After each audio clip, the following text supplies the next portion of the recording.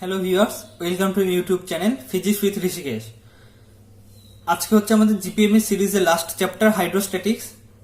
তো আগে আমরা অ্যাজ ইউজুয়াল যেমন করে কনসেপ্টটা দেখে নিই, কনসেপ্ট ফর্মুলাটা দেখে নেব, দেন আমরা প্রিভিয়াস ইয়ারে 5খানা কোশ্চেন করব। আচ্ছা, কালকে থেকে কি হয়তো একদিন গ্যাপ দিয়ে আমরা চেষ্টা করছি যে এই জিপিএম এর উপরে 20টা 30টা যেরকম হোক আমরা কোশ্চেন সলভ করব, শুধুমাত্র এই জিপিএম চ্যাপ্টারের উপরে।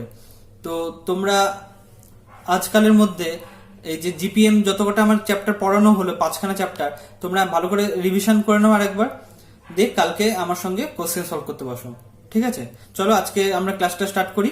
বন্ধুদের মধ্যে শেয়ার করে দাও আর সাবস্ক্রাইব করে দাও। চলো লেটস স্টার্ট। দেখো, শুরুতেই হচ্ছে আমার প্রেসার। প্রেসার কি হচ্ছে? ফোর্স পার ইউনিট এরিয়া, এটাকে আমরা প্রেসার বলি। তাহলে প্রেসারের ডাইমেনশন কি হবে? ফোর্সের ডাইমেনশন ডিভাইডেড বাই এরিয়ার ডাইমেনশন। ফোর্সের ডাইমেনশন আমরা সবাই জানি M L T to the power -2 divided by এরিয়ার ডাইমেনশন মানে এল স্কোয়ার। তাহলে প্রেসারের ডাইমেনশন কি হবে? M L inverse T to the power -2। এই ডাইমেনশনগুলো আমাদের জাস্ট বের করার টেকনিকটা জানতে হবে, মুখস্থ রাখা সবসময় দরকার নেই, কারণ অনেক ডাইমেনশন হয়, অনেক ফিজিক্যাল কোয়ান্টিটির বা ফিজিক্যাল প্যারামিটারের ডাইমেনশন হয়। তো সব তো আর মনে রাখা সম্ভব না, বাট এই বের করার প্রসেসটা আমাদেরকে জেনে রাখতে হবে। ঠিক আছে, এবার দেখো এখানে আমি একটা ডায়াগ্রামের সাহায্যে দেখেছি। ধরো আমার একটা পাত্র আছে বা একটা পুকুর বা হ্রদ আছে। বায়ুমণ্ডলের প্রেসার যদি আমার P0 হয়, P0 হচ্ছে আমার অ্যাটমসফিয়ারিক প্রেসার, তাহলে এইচ ডেপথে প্রেসার কত হবে? এইচ ডেপথে প্রেসারের ফর্মুলা হচ্ছে P equal to P0 plus H rho G. H ডেপথে প্রেসারের formula P equal to P0 plus H rho G. এবার দেখো ডেনসিটি কাকে বলে? ডেনসিটি সমান আমরা জানি মাস পার ভলিউম, তাই তো? Rho equal to M by V, এটা হচ্ছে আমার ডেনসিটি। এবার ডেনসিটি অফ এ লিকুইড, এটা একটা ছোট্ট থিওরিটিক্যাল কোশ্চেন টাইপেও দিতে পারে, আবার এটারও বেস করে ম্যাথমেটিক্যাল প্রবলেমও দিতে পারে। The density of two liquids of masses m1 and m2 আর d1 and d2 respectively. The density of the mixture, কি বলেছে? দুখানা লিকুইড আছে যাদের মাস m1 m2 আর ডেন্সিটি হচ্ছে d1 d2, তাহলে তাদেরকে যদি মিক্স করা হয় তাহলে সেই মিক্সচারের ডেন্সিটি কত হবে? এবার ডেন্সিটি আমরা জানি কি total mass divided by total volume. এবার তাহলে কি মাস বলে দিয়েছে m1 প্লাস m2, এবার v1 প্লাস v2 কত হবে? ভি হচ্ছে, দেখো এখান থেকে আমরা লিখতে পারি V equal to M by rho, তাহলে V equal to m1 divided by d1 plus m2 divided by d2। Calculate করো, তোমরা পেয়ে যাবে d equal to m1 plus m2 into d1 d2 divided by m1 d2 plus m2 d1। ঠিক আছে, এবার হচ্ছে আসছে স্পেসিফিক গ্র্যাভিটি। আমি জাস্ট তোমাদেরকে বোঝানোর জন্য এবং তোমাদেরকে একবার করে মনে করিয়ে দেওয়ার জন্য আমি একবার করে বলে দিয়ে যাচ্ছি ব্যাপারটা। এগুলো তো তোমরা সবাই জানো, জাস্ট একটা কম্প্যাক্ট ফর্মে আমি লিখে রেখেছি, তোমরা এটাকে নোট ডাউন করে নিতে পারো আর একটুখানি চোখ বুলিয়ে নাও। এটার উপর ভিত্তি করে যে সমস্ত ম্যাথমেটিক্যাল প্রবলেম দেবে তোমরা করতে পারবে। স্পেসিফিক গ্র্যাভিটি কি জিনিস? কোনো একটা ম্যাটারের যার ডেন্সিটি আর 4 ডিগ্রি সেন্টিগ্রেড উষ্ণতায় ওয়াটারের যার ডেন্সিটি, এই দুটো রেশিও হচ্ছে আমার ওই স্পেসিফিক ম্যাটারের স্পেসিফিক গ্র্যাভিটি। ঠিক আছে, আচ্ছা এরপরে আসছে হচ্ছে আমার আর্কিমিডিস প্রিন্সিপাল। আর্কিমিডিস প্রিন্সিপাল কি বলে? কোনো বস্তুকে স্থির তরল বা গ্যাসীয় পদার্থে আংশিক বা সম্পূর্ণরূপে তুমি যদি নিমজ্জিত করো তাহলে ওই বস্তুর কিছুটা ওজনে আপাত হ্রাস ঘটে, এবং এই আপাত হ্রাস কিসের সমান হয়? এই আপাত হ্রাস বস্তু কর্তৃক অপসারিত তরল বা গ্যাসীয় পদার্থ, এক কথায় ফ্লুইডের ওজনের সমান হয়। এটা হচ্ছে আমার আর্কিমিডিসের প্রিন্সিপাল। এবার দেখো আর্কিমিডিসের প্রিন্সিপাল কিসের কিসের ক্ষেত্রে প্রযোজ্য নয়। একটা হচ্ছে ফ্রিলি ফলিং বডি, অবাধে পতনশীল বস্তু, আর একটা হচ্ছে আর্টিফিশিয়াল স্যাটেলাইট, যে কৃত্রিম উপগ্রহগুলো আছে, এই দুটোর ক্ষেত্রে আর্কিমিডিস প্রিন্সিপাল প্রযোজ্য নয়। এরপরে একটা জিনিস আমি তোমাদের দেখিয়েছি, এটার উপর ভিত্তি করে ম্যাক্সিমাম কোশ্চেন পরীক্ষাতে আসে ম্যাথমেটিক্যাল প্রবলেম হাইড্রোস্ট্যাটিক্স চ্যাপ্টারের উপর। এইটুকুর উপর ভিত্তি করে অনেক কোশ্চেন তোমরা পাবে। The weight of an object in air is m1, বায়ুতে একটা বস্তুর ওজন m1, অ্যান্ড দ্যাট ইনসাইড আর liquid of density d is m2, এবং ডি ডেন্সিটি বা রো ডেন্সিটির একটা লিকুইডের মধ্যে বস্তুটার ওজন কত? m2 বলছে। তাহলে বস্তুটার ভলিউম কত হবে? V equal to m1 minus m2 divided by D. ঠিক আছে, এবং এর ডেন্সিটি কত হবে? d1 equal to m by V, তাহলে m1d divided by m1 minus m2।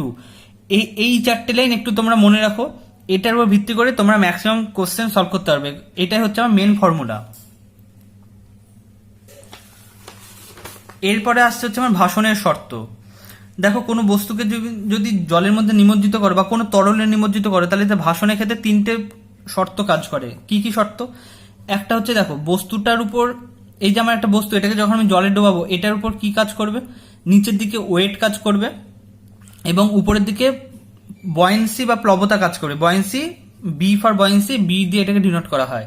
তাহলে দেখো যখন বস্তুটা ওয়েট তার বয়েন্সি থেকে বেশি হবে, তাহলে কি বস্তুটা ডুবে যাবে জলের মধ্যে। নেক্সট কেস কি? ডাব্লিউ ইকুয়াল টু বি, মানে বস্তুটার ওয়েট আর বস্তুর উপরে যে উপরের দিকে প্লবতা কাজ করছে বা বয়েন্সি কাজ করছে, সেই দুটো যদি সমান হয়, তাহলে বস্তুটা জলে বা লিকুইডে সম্পূর্ণ নিমজ্জিত অবস্থায় ভাসবে। আর ডাব্লিউ যদি লেস দেন বি হয়, মানে বয়েন্সি যদি ওয়েটের থেকে বেশি হয়, তাহলে বস্তুটা জলে আংশিক নিমজ্জিত অবস্থায় ভাসবে। ঠিক আছে, এবার দেখো, এবার আমরা পাস্কালস ল দেখে নিই। পাস্কালস ল কি বলছে? যে আবদ্ধ প্রবাহীর কোনো অংশে চাপ প্রদান করলে সেই চাপ একই মানে সব দিকে সঞ্চালিত হয় এবং চাপ প্রবাহী সংলগ্ন পাত্রের উপর লম্বভাবে ক্রিয়া করে। দেখো এটাই আমি ইংলিশে লিখে রেখেছি, the increase in pressure at one point of the enclosed liquid in equilibrium is transmitted equally to all other points of the liquid and also the walls of the container. এখানে একটা কন্ডিশন আছে। কি condition? যখন গ্র্যাভিটিকে আমরা neglect করছি। তুমি একটা পাত্রের মধ্যে কিছুটা লিকুইড নিয়েছো, তারপরে তুমি চাপ প্রদান করছো, সেই চাপ সব দিকে সমান মানে সঞ্চালিত হবে এবং যে পাত্রের মধ্যে লিকুইডটা নিয়েছো তার সেই পাত্রের দেওয়ালেও একই পরিমাণ চাপ প্রযুক্ত হবে। ঠিক আছে, পাস্কালস ল এর উপর ভিত্তি করে আমরা হাইড্রোলিক লিফটের সাহায্যে কোনো একটা ভারী বস্তুকে নিচ থেকে উপরে তুলতে সক্ষম হই। এবার দেখেন আমরা হাইড্রোলিক লিফট কি করে কাজ করে, কোন ফর্মুলাতে। প্রথমে যদি বলে যে হাইড্রোলিক লিফট কোন নীতিতে কাজ করে, সেটা হচ্ছে পাস্কাল সূত্রে, এই সূত্রের উপর ভিত্তি করে কাজ করে। দেখো হাইড্রোলিক লিফট কি? দুটো সিলিন্ডার নেওয়া হয়, যে দুটো বেস দুটো আমার কানেক্টেড। দেখো একটার এরিয়া অফ ক্রস সেকশন কম, এটাকে আলফা দিয়ে ডিনোট করেছি, আর একটা এরিয়া অফ ক্রস সেকশন বেশি, এটাকে বিটা দিয়ে ডিনোট করেছি। এবার এখানে আমি একটা পাটাতনের উপরে একটা লোড রেখে দিয়েছি, এই লোডটাকে আমাকে উপরে তুলতে হবে। এবার এই যে পাটাতনটা আমার আছে, এটার উপরে আমি স্মল এফ ফোর্স প্রয়োগ করলাম বাইরে থেকে। ঠিক আছে, এবার তাহলে কি এই পাটাতনের উপর প্রেশার কত? P equal to F by A. আমরা প্রথমেই দেখেছি প্রেশার কাকে বলে, ফোর্স পার ইউনিট এরিয়া। তাহলে এখানে এরিয়া অফ ক্রস সেকশন কত? আলফা, তাহলে P equal to F by alpha. এবার এই চাপটা তো সব দিকে সমানভাবে সঞ্চালিত হবে, তাহলে এই চাপটা এই পাশ থেকে এসে এই পাটাতনের উপর কতটা চাপ দেবে, কতটা ফোর্স অ্যাপ্লাই করবে? দেখো আপওয়ার্ড ডিরেকশনে যে ফোর্সটা কাজ করবে সেটাকে যদি এফ দিয়ে ডিনোট করি, সে এফ হচ্ছে আমার পি ইন্টু বিটা, কারণ এটার এরিয়া অফ ক্রস সেকশনটা চেঞ্জ হয়ে গেছে, আলফার জায়গায় বিটা হয়ে গেছে, আর বিটাটা বড় আলফার থেকে। তাহলে F equal to P into beta, তাহলে এটা সমান কি হচ্ছে? F into beta by alpha. এবার একটা জিনিস খেয়াল করো, যেই আমার বিটা গ্রেটার গ্রেটার আলফা, এটা মানে কি? এফ গ্রেটার গ্রেটার এফ, মানে capital F greater greater small F. তার মানে আমি কম ফোর্স অ্যাপ্লাই করে আমি বেশি মানের ফোর্স এখানে জেনারেট করতে পারলাম, এবং এই বেশি মানের ফোর্সের সাহায্যে আমি এই লোডটাকে আমি নিচ থেকে উপরে তুলতে সমর্থ হব। ঠিক আছে, এই হচ্ছে আমার হাইড্রোস্ট্যাটিক্স এর বেসিক যে ফর্মুলা বলো, কনসেপ্ট বলো, এটা হচ্ছে বেসিক কনসেপ্ট। এরপরে আমরা এর উপর ভিত্তি করে 5টা প্রিভিয়াস ইয়ারের কোশ্চেন আমরা দেখে নিই। চলো দেখো, ফার্স্ট কোশ্চেন কি বলছে? A block of wood weighs 4 newton in air and 3 Newton when immersed in a liquid. The buoyant force is in Newton is, 4টা অপশন দিয়ে দিয়েছে। বয়েন্ট ফোর্স কাকে বলে? বয়েন্ট ফোর্স কোনটা হয়? কোন একটা বস্তুকে যখন জলের মধ্যে ডোবাবো, তখন সে বস্তুটার উপরে তরল কর্তৃক যে পরিমাণ উপরের দিকে আপথ্রাস্ট ফোর্স কাজ করে, সেটাই হচ্ছে বয়েন্ট ফোর্স, মানে বা প্লবতা। তাহলে বয়েন্ট ফোর্স কি হয়?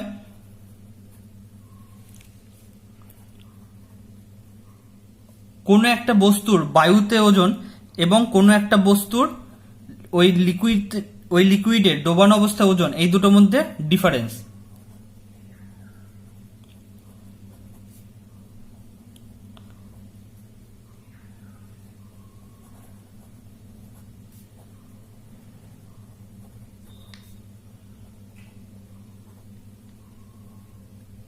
ঠিক আছে, তাহলে বায়ুতে ওজন কত? 4 নিউটন, আর ওই লিকুইডে ডোবানো অবস্থা ওয়েট কত? 3 নিউটন। তাহলে বয়েন্ট ফোর্স কত? 1 নিউটন, মানে অপশন বি। খুব সহজ একটা question.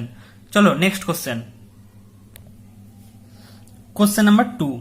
A rectangular vessel when full of water takes 10 minutes to be emptied through an orifice in its bottom. How much time will it take to be emptied when half filled with water? তার মানে কি, যখন ট্যাঙ্কিটা fulfil থাকে তখন এটা খালি করতে কত টাইম লাগে? 10 মিনিটস। এবার বলছে ট্যাঙ্কিটা হাফ ফিল্ড আছে, মানে এইটুকু জল দ্বারা পূর্ণ আছে, তাহলে ট্যাঙ্কিটা খালি করতে কত টাইম লাগবে? এবার দেখো আমার অরিফিসটা কোথায় আছে? তলায়। আমার যদি টাইম টি লাগে আর এই হাইটটাকে আমি এইচ ধরে নিলাম এবং ধরে নিলাম যে এই টি হাইটটাকে খালি করতে আমার টাইম লাগে স্মল টি, তাহলে টি সমান কত লিখতে পারি? √2h/g। মানে জলটা তো এইচ হাইট থেকে পড়বে, তাহলে টোটাল টাইম কত লাগবে খালি করতে? T equal to √2h/g। এবার এই h/2 এই হাইটটা হাফ ফিল্ড হয়ে গেছে, তাহলে এই হাইটটা হবে h/2। h/2 খালি করতে কত টাইম লাগবে? T prime equal to 2 × h/2 divided by G, মানে হচ্ছে h/g। তাহলে দেখে নি কত টাইম লাগছে। তাহলে টি প্রাইম ডিভাইডেড বাই টি, এটা সমান কত হচ্ছে? 1/√2। তাহলে টি প্রাইম সমান কত? t/√2। টি এর ভ্যালু বলে দিচ্ছে 10 মিনিট। এবার দেখো √2 এর ভ্যালু হচ্ছে 1.414। এবার যদি কারো এটা দিয়ে ভাগ করতে সমস্যা হয়, অপশন টেস্ট করো। যদি এটাকে 2 দিয়ে ভাগ করা হয় তাহলে অ্যান্সার কত আসবে? 5 মিনিট হতো, কিন্তু এটা 2 দিয়ে তো নয়, 1.414 দিয়ে ভাগ করা হচ্ছে। 1.414, তাহলে 5 এর থেকে একটু বেশি হবে, তাহলে 7 মিনিটস হবে। ঠিক আছে, এটা হবে 7 মিনিট। Option B. 9 হবেই না, 9 অবধি যাবেই না। 1.414 দিয়ে 10 কে ভাগ করলে কখনোই 9 হবে না, তাহলে 5 এর থেকে বড় হবে 7। দেখো question number 3. When a large bubble rises from the bottom of a lake to the surface, its radius doubles. If atmospheric pressure is equal to that of column of water height H, then the depth of the lake is. এমসে আসা question, খুব important একটা question. এই টাইপের question মানে এরপরও পরীক্ষাতে অনেকবার repeat করেছে, খুব ইম্পর্টেন্ট একটা কোশ্চেন। দেখো যখন বাবলটা জলের তলায় আছে তখন কি তার উপরে একটা প্রেশার কাজ করছে এবং কি হয়েছে, তার ভলিউমের একটা ব্যাপার চলে এসছে। রেডিয়াস ডবল হয়েছে মানে ভলিউমের একটা ব্যাপার চলে আসবে। তাহলে প্রেশার আর ভলিউমের মধ্যে কি রিলেশন? আমরা জানি পিভি ইকুয়াল টু কনস্ট্যান্ট, মানে P1V1 equal to P2V2। P2V2 হচ্ছে নেক্সট কেসে, মানে যখন আমার রেডিয়াস ডবল হয়ে গেছে। তাহলে প্রথম ক্ষেত্রে যখন বাবলটা নিচে আছে তখন তার উপরে কি পরিমাণ প্রেশার কাজ করছে আমরা থিওরিতে দেখেছি, P0 plus H/ρg into V1 equal to P2 বলে দিয়েছে কত, উপর সারফেসের উপরে চলে এসছে P2। তার মানে কি P2 হচ্ছে আমার P0 atmospheric pressure into V2। এবার V0 এর ভ্যালু বসাও, P0 প্লাস H/ρg, V1 হচ্ছে 4/3 পাই r3 আর P0 ইন্টু উপরে যখন এসছে তখন রেডিয়াস ডাবল হয়ে গেছে 4/3 পাই 2r3। এবার জাস্ট ক্যালকুলেট করো। ক্যালকুলেট করার পর দেখো 4/3 পাই বোথ সাইড থেকে ক্যান্সেল আউট হয়ে যাবে, এই r3টা বোথ সাইড থেকে ক্যান্সেল হয়ে যাবে, তাহলে কি থাকবে P0 plus H/ρg equal to 8P0। r3 আমি বোথ সাইড থেকে ক্যান্সেল করে দিয়েছি, তাহলে কি থাকছে 7P0 ইকুয়াল টু H/ρg, তাই তো? তাহলে H কত? 7P0 বাই ρg, কিন্তু P0 এর ভ্যালু কত বলে দিয়েছে? ক্যাপিটাল H হাইটের ওয়াটার কলমের যে প্রেসার সেটা হচ্ছে আমার P0, মানে কি 7 into H/ρg divided by ρg, মানে কত আসছে 7H। Option C. Next question number 4। তার আগে বলি যে এরকম চ্যাপ্টার ওয়াইজ সলিউশন এবং প্রিভিয়াস ইয়ারের কোশ্চেনের সলভ পেতে হলে চ্যানেলটাকে সাবস্ক্রাইব করে দাও, বন্ধুদের মধ্যে শেয়ার করে দাও, ঠিক আছে? আর ভালো লেগে থাকলে একটা লাইক করে দাও।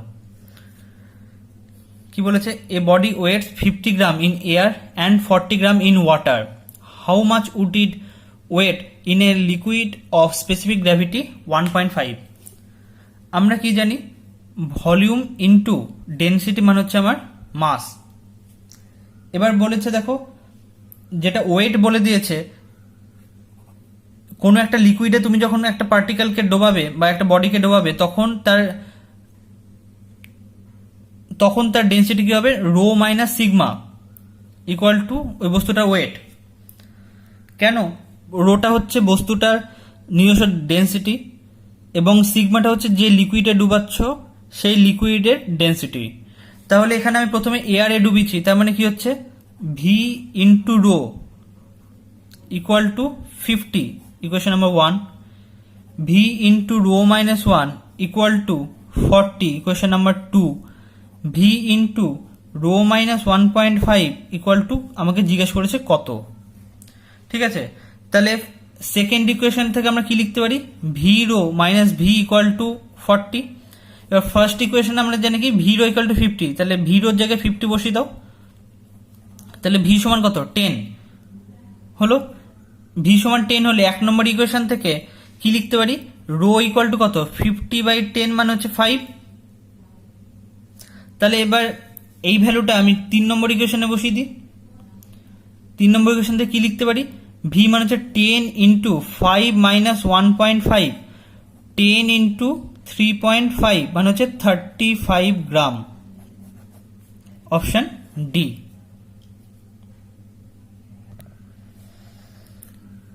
আজকের last question, the height of the dam in an hydroelectric power station is 10 metre. In order to generate 1 milliwatt of electric power, the mass of water in kg, মানে ওয়াটারের মাসটা বার করতে হবে in KG, that must fall per second on the blades of the turbine is. দেখো power বলেছে, পাওয়ার মানে আমরা কি জানি, ওয়ার্ক ডান বাই টাইম। এবার পার সেকেন্ড মানে কি, টাইম হচ্ছে আমার 1, তাহলে কি হবে, পাওয়ার ইকুয়াল টু ওয়ার্ক ডান। এবার এই সাইডে ওয়ার্ক ডান মানে কি, ওর মধ্যে যে পরিমাণ পোটেনশিয়াল এনার্জি স্টোর হচ্ছে সেটাই হচ্ছে ওয়ার্ক ডান। তাহলে পোটেনশিয়াল এনার্জি কত হয়, এই সাইডে পোটেনশিয়াল এনার্জি কত হয়, mgh। এই পোটেনশিয়াল এনার্জিটা কত বলে দিয়েছে, 1 মেগাওয়াট। তার মানে কি 1 ইন্টু 10⁶ ইকুয়াল টু মাসটা আমাকে বার করতে হবে ইন্টু জি এর ভ্যালু কত, 10 ইন্টু হাইট কত, হাইট হচ্ছে 10 মিটার। তাহলে এম এর ভ্যালু কত, 10⁴ এত কেজি পার সেকেন্ড, মানে অপশন ডি। চলো আজকে ভিডিওটা এটুকুই থাক। ভালো লেগে থাকলে একটা লাইক করো আর বন্ধুদের মধ্যে শেয়ার করো, সাবস্ক্রাইব করে দাও। চলো।